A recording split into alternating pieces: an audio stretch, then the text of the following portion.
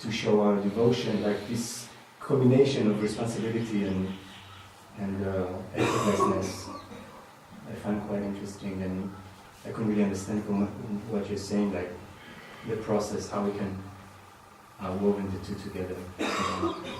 So, have you attended the morning session? No, I haven't, but I got a brief. So, in the morning session, we have discussed in various aspects. So, here, psychologically, actually, we have to understand we have nothing to attain in the psychological world. So, if you want to attain anything in the psychological world, that means the psychological structure is one. There is no division in the psychological world. Our consciousness is one. There is no division, actually there is no division. But whenever we want to select something, this I want, this I don't want, thereby we divide our consciousness into two parts. And one part assumes the role to control the other.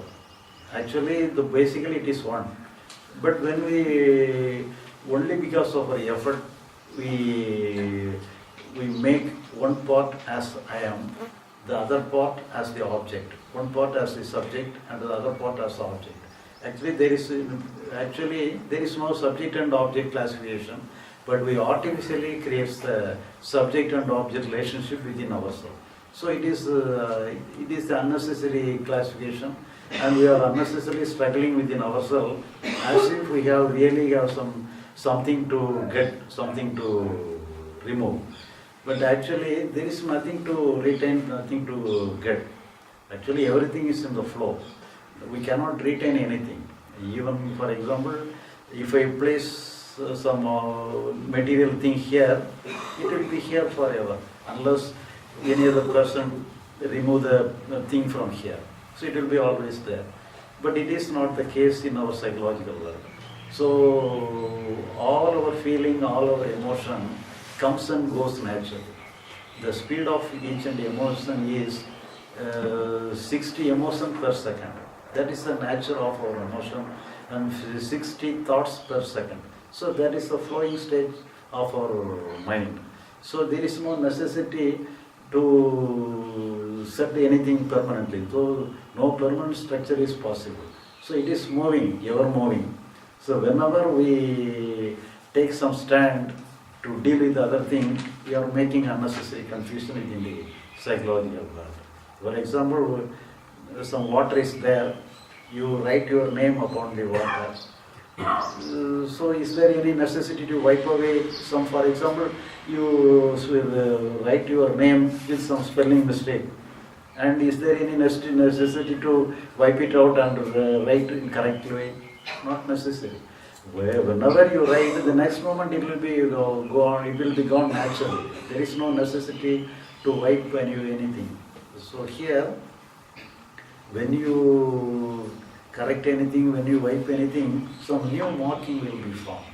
So here psychologically, there is no necessity to correct anything. It will be disappear naturally. So whenever we do something, thereby we are creating unnecessary struggle within ourselves. So psychologically we have to understand nothing to be attained, nothing to remove. So if you understand, we give total freedom to the psychological structure. When we give total freedom to the psychological structure, the entire psychological structure is in the flow. So that is the main thing we have to understand, we have to achieve. That is known as liberation, mukti or moksha. They describe like this. So this is nothing but the natural flow of our mind. So the natural flow of our mind is the liberation. So the original state of our mind is in the liberation. Only because of our effort, we are disturbing the liberation. So for which we have to understand, we have no work is needed. So for that we have to understand. But then if I have like 60 bad thoughts per second, so then if I just let it happen and go, so then I become much more negative. So that is different. But I have to start from the beginning. So we'll discuss later in some other day. or tomorrow. But we have come across many things in the morning itself, and we will take anything in the next tomorrow. Yeah, one of the, when you're talking about the great masters, talking about Atman and so forth, perhaps you could clarify this for me. Shankara makes a statement which is, so long as the substratum of all, the non-dual Brahman, is not seen, the world seems real, like the silver in mother of pearl. He says, is not seen, the non-dual Brahman is, obviously we can't see. It's quite obvious we can't see it, because we are in this world. How do you clarify something like this? How is this meant to be read? What is the correct way of understanding this? So here we have to correctly infer, because everything is transitory, everything is what we are having. For example, if you say the consciousness is in our hand, we can divert the consciousness from here and there, that means it is very superficial, it is in our hand, so it cannot be the real one. Sometimes it will be like this, sometimes it may be like this, then it cannot be the real. It is a momentary one. So something is beyond that, maybe the cause. So we can rightly infer something may be the cause. So when we feel the something real, then it is because the person, the entity who is feeling the real is superior than the real. So it is not possible. So because we are the part, but the whole is the real, and the part cannot contain the whole. But at the same time we can infer something is behind ourselves, the reality is there. But here is even Shankara itself, at the end of everything, he concludes his teachings that whatever comes from the reality, everything is real. So we have to consider everything as real, everything as Brahman, everything as real. So when we consider like this, that means when we understand, when all the reflection in the mirror, it is mirror itself. That means that is the conclusion he comes. So if both are same, either way you have to take. You have to take the mind as whole. You have to take either as the total mind is a light, or the total mind is a shadow. Both are same. We should not classify. We should not. This is good light, bad light. There should not be any. This is light and this is dark. Then only we are classifying like this.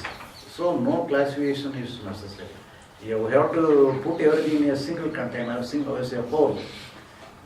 Then only we will have any work there. So we will dismiss the mind itself. The mother of conscious is unconscious. Nature of consciousness. Nature of real consciousness. That means unconscious. It's going to unconscious. Unconscious means we are using our consciousness. We know something only with the help of our consciousness in our hand. So within the what we know within the field of our consciousness, that we know it is within our consciousness. So what all we cannot be contained within our consciousness, we can say it is unconscious. So in this way, the real consciousness is not within the small consciousness. So that is why we are saying the real consciousness is unconscious. That does not mean it is without any consciousness. It is consciousness, but at the same time it is not within the grip of our little consciousness. Means unconsciousness to consciousness state, it is a nature. Unconsciousness to consciousness is a nature. Unconsciousness to consciousness is a nature. Nature. Then whoever attained this Jiva Samadhi, whether it's correct or not, that is just I am asking. So Jiva Samadhi is different. So Jiva Samadhi, it is just like a drama. Actually, there is no Jiva Samadhi. Whether it is opposite to nature, just I am asking whether it is in the nature path or what's it? But it is, for example, it is just like it is a cheating game. For example, if you, the main thing is that we want to give you a belief that you have to give weight, you have to give some weight to something. And for good reason. They are not cheating for bad reason, they are cheating you for some good reason. For they are giving importance to the worship of something, and they create some drama as if he has, with living nature, he died, he is having their life forever. That is known as Jiva Samadhi. Actually, they have gone away from their body. No one can live within the body for a certain period. But whenever they are interested, they can return to the place, but they cannot live in the body for after a certain period. Some way or other, he gone away from the body. He is not living in the body. But at any time they can return. But they show as if they are living in the body. But it is not possible. But they will give the impression to the other people that he is living in the body. If you know that natural law, then it's not recognized. Whoever is seeking for that, it's not recognized.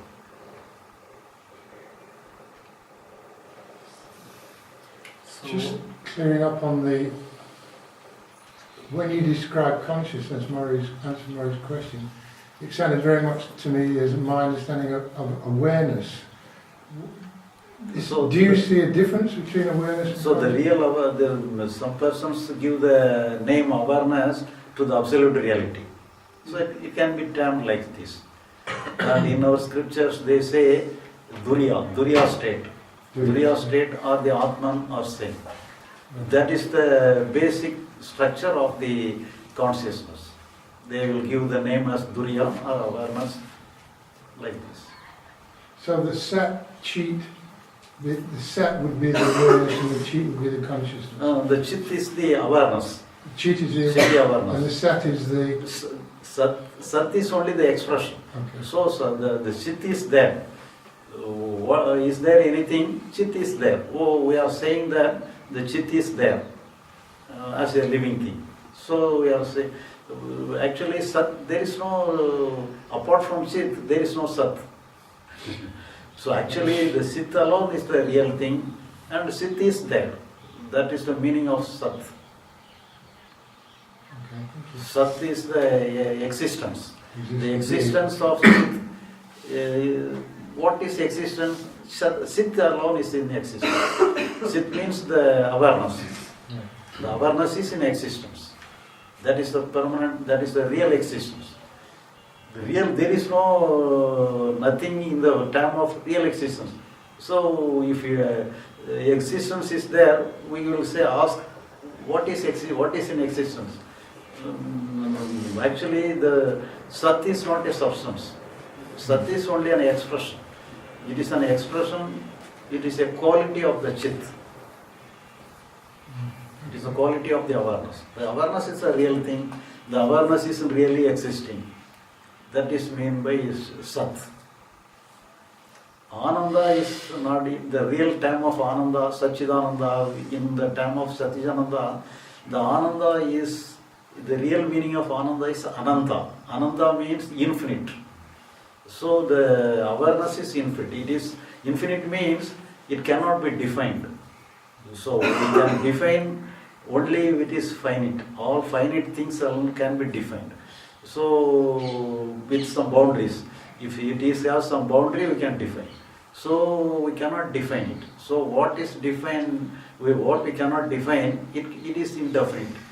It is indefinable. So it is beyond any definition. So it is infinite.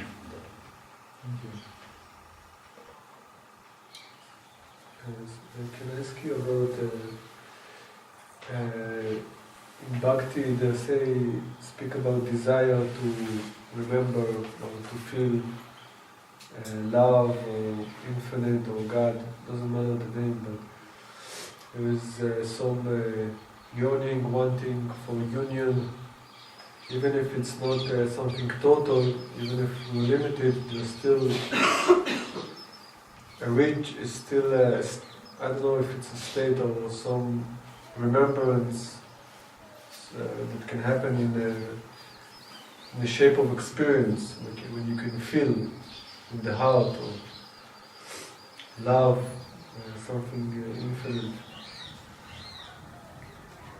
So here, the part of devotion, that means if you are devoted means you are not, that means when you are devoted, you are not giving importance to you. So then only the devotion is possible. So you are losing yourself. When you lose yourself, that means when you lose yourself, then there is no necessity to have anything for yourself. So that means when you lose yourself, the submission is there. So you place everything in the hands of God. Here, it must end in surrender. Though you should not take anything for yourself. You take everything for the God. You do everything with the God, by the God. In that way, you are the God. So your devotion connects yourself with God. So you one with God. So you surrender yourself to God. So the surrender must happen. The end of bhakti is in the form of surrender. For that, but actually, normally you are having the bhakti as in a way of commercial basis. I will pray for that and he will grant prayer. So that is not surrender. So it is a claim, it is a request and getting something in return. That is different. But the real devotion is being one with God. So that is, so you will surrender yourself without any duty for yourself. Because sometimes they describe it like wanting, but not wanting for something, wanting to meet, like you said. And there's, it's like a baby wants to, calling for his mother, that is crying. And it's something, it's like an impulse. So here also, the baby also has some interest, self-interest. Yeah. Thereby the self-interest can be satisfied with the presence of the mother. So here also the self-interest gets importance. So here the real, when we have the real devotion, we should not have any self-interest. We have to submit the self-interest. We have to put everything in the hands of God. That is the end of devotion. In the beginning it may be like this. The self-interest may be the beginning, but at the end, it must be the give up of self-interest.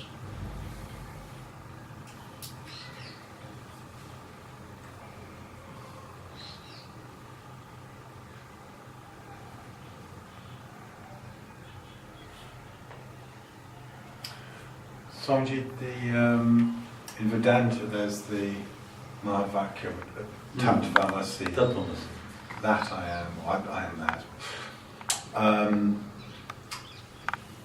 And I've had in the past the impression that my mind cannot know Atman, but Atman is self-knowing. So that if the mind withdraws,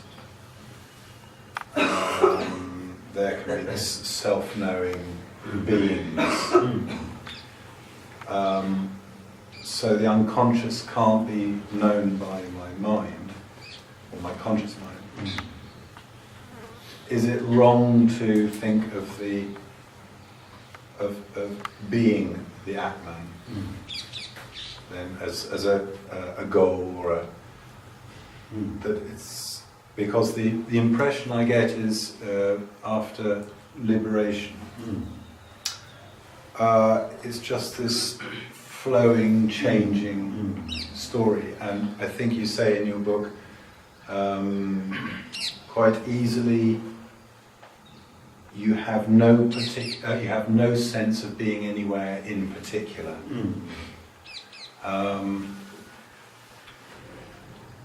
So could you, it comes back to, who am I? So here also, Tattvamasi means the meaning behind the word Tat means that Dvam means you. That is you. That is you means I am that. Aham Brahmasmi, Tatvamasi, both are saying. Aham Brahmasmi, I am Brahma. That that is you. I am that, that is you, both are same. This is one way. The real meaning is that both are same. You and the other is same. That is the meaning behind that. I am and the what? I am the and Brahman is same. I am and God. What is I am? What is God is same. There is no difference between I am and God. God and I am is same. So there is the meaning behind that. Here, what is the entity which is saying all those things? Is it the God saying like this, or some entity is saying like this? So some entity is saying like this. Here, when you are the God, even though it may be a wrong thing, for example, you may think you are the mountain. It is not so, but you may think like that. But if you are sure that you are the mountain, then you need not go to the mountain. Then the meaning is that, even though it is not so, but you are not the mountain. But if you think you are the mountain, then what is there any necessity to go to the mountain? Because you are the mountain. So here, when you are everything, when you are the Atman, when you are the God itself, then there is no necessity to go anything, because God means everybody, everything is God. So you are in the goal. So when we are something other than God, we have to reach God. So when you yourself is God, there is nothing to reach, nothing to go.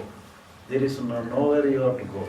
So here the main thing is that you have to stop your searching, stop your moving. So you are free from your wandering anything. You need not seek anything. So that is the real meaning behind the words. Tatvamasi, Aham Brahmasmi. As a concept, because everything we can conclude through logical derivation or anything. For example, we see some picture, mirror image, see our image in the mirror. We can say the image is mirror itself. There is no wrong about it. So in this way, if you take yourself as the Atman, even though whatever in your mind is everything is the Atman, everything is the Brahman, then there is nothing to change. Right. So the main thing is that don't change yourself. That's the meaning. To stop the seeking. Stop seeking, stop changing. Please come to Tirunelveli. Come back to Tirunelveli with new friends. Thank you. In some ways, yeah, this is what Ramana Maharishi also says when he says Sumayire. Yes, that's what. Same thing. If you are Ayya, there is a book called the Sumayya. Yeah. What's the essence of Ramesh? Sumayire is a Tamil phrase that Bhagavan Ramana Maharishi used. It loosely translates to simply be, just be. Just be. It is Don't do anything. It is a Don't do nuanced- anything. It has a nuanced set of meanings. It is an attitude in it. Sumayire also has an attitude of nonchalance, of saying, just be, just flow. It is many layered, but loosely translated means simply be.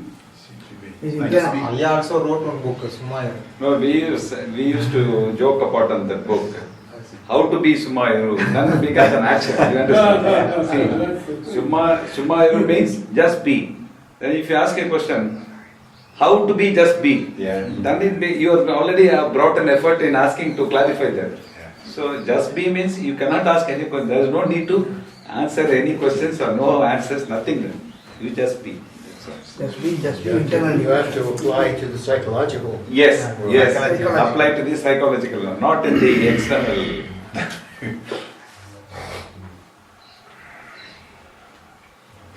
Thank you. And whenever we have some goal, some place of achievement, naturally we have to do something. We cannot be without any doing. We can be without any doing whenever there is no goal.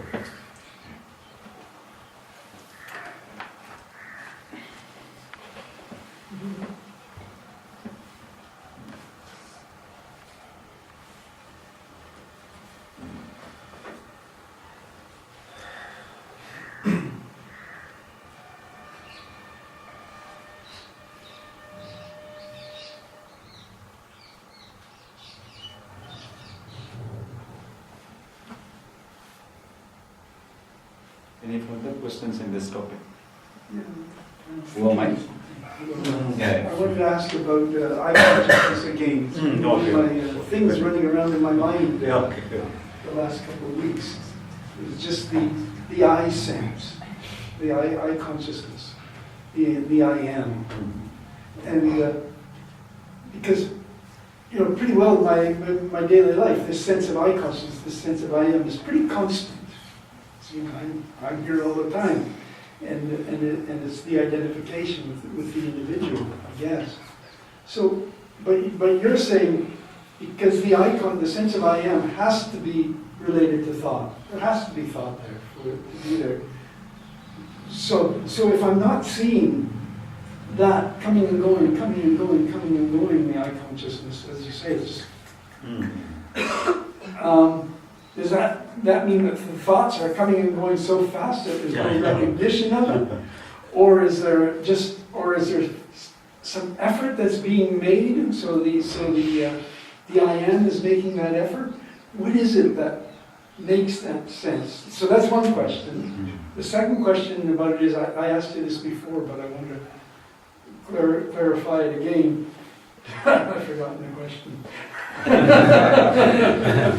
will answer the first question. Let us deal with the first question. In the meantime, you may remind the forgotten question. For example, you take the cinema. In the cinema, you may see some persons are running, and some persons are walking, and some persons are sitting. So whether they are walking or sitting or anything, for each and every second, 24 segments are moving. But even though, for example, the running person may demand more, but the sitting person may demand less. Not so like that. Even though the person is sitting like that, the 24 segments must go. If there is as the sitting person did not have the 24 segment, we can minimize the segment and into somewhat 12. So if you minimize the segment, he will jump. The sitting person will jump. We cannot show the picture. So in this way, the 24, even though we are not feel the 24 segments are running, we cannot feel the 24 segments. We feel one frame. So in this way, even though 60 emotions coming, 60 thoughts coming repeatedly, we can feel only one thought, only one recognition. Right. So you feel yourself as a constant person, even though some 60 persons are going. 60%. Per second. 60 persons are moving, but you keep thinking that you are a single person. Right. So first of all, there's certain meditation techniques that are meant to slow things down enough so that you can actually see between the thoughts and see the thoughts arising, like vipassana. So you can see the thoughts arising and see the thoughts falling, so that there's a distinct experience of that arising and falling, of the rising and passing away of thought. So I was wondering if that's of any value, to be able to apply that, to see that for yourself, rather than just accept it. So that was one question I wanted to ask about that issue. So that could be of value. So here, in the name of looking in between thoughts means we are focusing our attention there. That means the main thing is that you are focusing your attention and not the objects, only your subject. The main thing is that you are doing your subject, you are your consciousness, you are directing your consciousness towards something. Yes. So the main thing is needed here is that you are focusing your consciousness. You are taking your consciousness in your hand and focusing some point. So you have to have some point to focus. For that you select to look into the gap between thought. Yeah. So here the main thing is not that what is thought, what is the gap between thought. The main thing is that you have to do something related to your consciousness. That means you are handling with your consciousness, conscious operation. But even you are doing the conscious operation, in that conscious operation 60 emotion and thought comes for each operation, for each and every second. I remember the other question. It's still, and I asked it before, and I still want to get clarity about it. So the sense of I am is something that we can feel as an object, for sure. I wouldn't be able to say I am if I couldn't feel something or be aware of something that I can say I am.